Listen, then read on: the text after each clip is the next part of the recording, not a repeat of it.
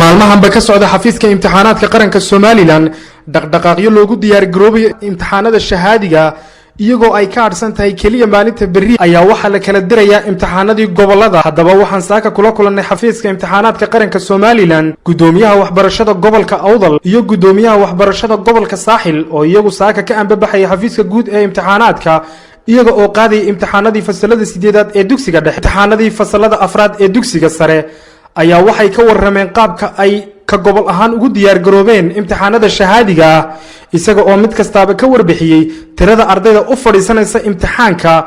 dhinaca kale waxa ay ardayda ku dardaareen in ay iska ilaaliyaan cheatingka, sidoo kale waxa ay u mahad celiyeen wasaaradda waxbarashada iyo xafiiska guud ee imtixaanaadka oo iyagu runtii hawshaasi ka soo shaqeeyay.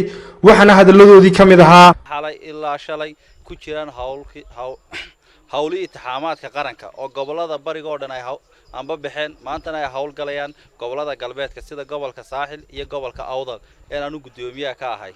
waxaan marka hore dhammaan ardayda sanad dugsiyeedkan u fadhiisanaysa gobolka Awdal oo tiradoodu dhan tahay 3250 oo 1700 yihiin iyo 50 dugsiyada hoose dhexe halka 1400 ay ka yihiin dugsiyada sare. waxaan leeyahay insha Allah imtixaanku maadka waxaan rajaynayaa insha Allah inaad wada guuleysataan.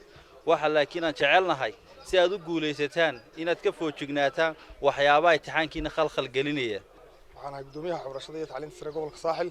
haddii aan ka warramo gobolkaygu si weyn ayuu ugu diyaar garoobay inkastoo lagu jiro xilligii xagaaga oo climate-ka gobolka Saaxil ama magaalada Berbera ay aad u kulushahay haddana si weyn baan ugu diyaar garownay.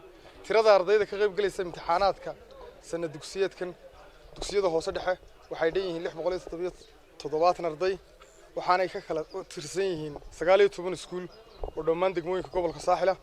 dugsiyada sare waxa uu fadhiisanaya 6 secondary ardaydiisa. tirada ardayduna waa 476 marka runtii si weyn baa loogu diyaar garoobay.